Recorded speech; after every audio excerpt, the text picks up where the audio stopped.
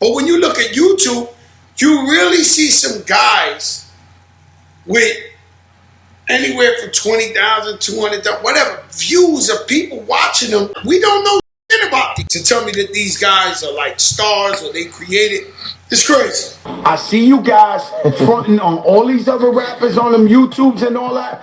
When you start with me. Now, it's hard to take a person like Fat Joe serious when he took the stand in two separate trials. Welcome back to In the Streets TV, and today we're going to be talking about Fat Joe. So before we get into this video, make sure you smash that like button, and if you're not subscribed to this channel, make sure you subscribe with post notifications turned on. So Fat Joe decides to jump on live and disrespect YouTubers, which makes no sense because when the pandemic hit, all these rappers was running around with their head cut off trying to find ways to make money, being that their shows was canceled. So what did they do? They jumped on Instagram, they jumped on YouTube in order to monetize their content. Now before the pandemic, none of these rappers had podcasts, none of these rappers was on YouTube, and if you said you was a YouTuber, you was made fun of. Oh, you just a YouTuber. The same thing they used to do to DDG, which is one of the biggest black YouTubers on this platform. They used to say DDG is just a YouTuber. He can't do music, he can't rap, he's not good. And now look at DDG. He performing at sold out shows. But enough of DDG. Let's check out these clips where Fat Joe disrespect YouTubers. It's blasphemy to tell me that these guys are like stars or they created. It's crazy, right? And I'm not calling out just that show because Mona Scott's a good friend of mine. But when you look at YouTube, you really see some guys with anywhere from 20,000, 200,000, whatever views of people watching them. We don't know shit about these. Now, after Fat Joe made that statement, he didn't put a name on it, but we all know that he's talking about Hassan Campbell because they've been going back and forth for a minute. But we're not here to talk about Hassan Campbell because he made a broad statement. He's talking about YouTubers. He didn't say nobody's name. He need to direct it to the right person because if not, you're talking about all YouTubers. So that made me do my homework on you. And like they say, men lie, women lie, but numbers don't lie. So if y'all take a look at the screen, you got Fat Joe's highest selling album, Jealous Ones Still Envy, that was released back in 2001. Now if you take another look at the screen, you got Don Cartagena that was released in 1998. Only sold 500,000 copies, right? But if you look below that, it says Fat Joe total sales by country. Basically, he only went platinum one time. Everything else was either gold or silver. Now, before we get into this next segment of me exposing Fat Joe, this should show y'all a lot of these rappers' lifestyles is smoke and mirrors. It's fake. A lot of things are leased. They do not own anything. But let's jump into this net worth thing, right? So as y'all can see on the screen, it says Fat Joe net worth $4 million. Now the average person would say, oh, he's worth $4 million, thinking he has $4 million in his account to spend, liquid cash, which is not true. Net worth doesn't mean that's what you have in your bank account. Net worth is a calculation of your assets. Now your assets could be anything from a house you have, a car you have, multiple cars, property, anything like that, but it gets deeper. So listen clearly. When a rapper buys a house and he takes a loan from a bank, that's a mortgage, right? But let's say that house is worth $2 million. He may have put down 10%, just like a normal person, right?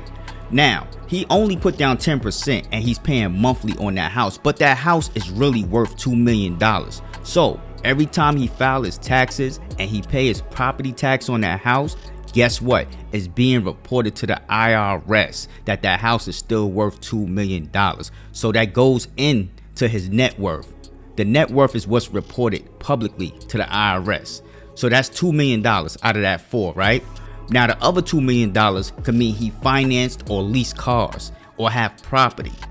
That's where this net worth is coming from. It's not liquid cash. So if y'all take another look at the screen, back in 2000, Joe paid $115,000 for an acre of land in Plantation, Florida, near Fort Lauderdale. He then custom built a 5,300 square foot home. He listed the home for sale in 2010 for $2 million, but did not find a buyer. As of this writing, he still owns the property. So that tells you where the $2 million net worth is coming from. So now we have another $2 million net worth, which equals $4 million. That includes his cars, maybe other properties, or whatever else he have going on. Now, a lot of these rappers be in debt because I'm pretty sure he took a loan out to actually build that house on that land. Because if he didn't, then he would have had the $3 million to pay in back taxes. So if y'all take another look at the screen, in 2012, Fat Joe pleaded guilty to tax evasion. From 2007 to 2010, Fat Joe failed to pay any tax on $3 million of income. As a result, he was sentenced to 4 months in prison. Now, do that sound like a rapper that has money to y'all? Yeah, the money was coming in, but as fast as it was coming in, it was going right back out. No money management at all, because the taxes would have been paid for, and he wouldn't have been struggling and stressing to sell that house for $2 million. And I'm pretty sure he was selling that house so he could pay back that back tax that he owed to the IRS in order for him not to get no more prison time. But let's move on to this next segment, Gangsta Fat Joe. So Fat Joe took it upon himself to go on Mano podcast. Now, I don't have no problem with Mano. I know Mano personally. But at the end of the day, Fat Joe got on there talking crazy. But we're going to go ahead and check those clips out, and then we're going to come back with our commentary. Let's go. Never done nothing in their life. And I'm telling y'all, I could give back to the community. I could look out for everybody. I could talk as much peace as I could break your neck. I will dance on you in front of everybody. I'm just, please, subliminally or whatever, take that message, because I'm really trying to be a peaceful guy. I want to end my life. I want to end my career as a peaceful guy, somebody who made change for the community. Right. But I do let you know, I see you guys fronting on all these other rappers on them YouTubes and all that. When you start with me, I'm not one of them. I'm not, because everybody, Hov is too big, right. Nas is too big, everybody played it, they too, which true, you don't have no reason to lose. With me, there's a slight chance you get danced on at the Popeyes at the Kennedy's Fried Chicken. I'm letting y'all know. It's, with everything positive, but that's the everything I'm looking for, peace in the Middle East. I'm telling you, this is a not cool. And I'm not gonna lie, 100% of the time, anybody who talks about me like that, they get danced on. So be very careful, guys. Now, it's hard to take a person like Fat Joe serious when he took the stand in 2 separate murder trials. As y'all can see on the screen, Fat Joe has struggled with a number of legal issues over the course of his career. On at least 2 separate occasions, Fat Joe has been charged with assault. He also been called to the stand as a witness for 2 separate murder trials. The man on trial was Fat Joe bodyguard. In a separate murder trial, Fat Joe was sitting in the car with 2 men who were fatally shot, and he was called as a witness for trial. Now, this is why I can't take Fat Joe serious, because allegedly he took the stand and snitched. So if you talking all this street talk, but you taking a stand in 2 separate murder trials, how could we take you serious when you start talking about people could get touched, you gonna do this, you gonna do that, or you gonna have somebody do this or have somebody do that? How could we take you serious when you had beef with 50 Cent and did not want no smoke with 50? The whole time you was beefing with 50 Cent, you did not want no smoke, but yet you so gangster. Now, as far as these rappers jumping on YouTube and Instagram when the pandemic hit, I never knock nobody hustle. Get your bag. But at the same time, don't talk mess about YouTubers or people that's on Instagram or social media influencers just because you rapping and you doing good 1 year, 2 years, 3 years. Because when that slow up, now you on our platform. Now you coming in our room. You feel what I'm saying? But you was just talking mess about YouTubers. Oh, y'all just a YouTuber. There's a lot of YouTubers that was making more money on YouTube than these rappers was making off their album sales and their shows. Let's keep it real.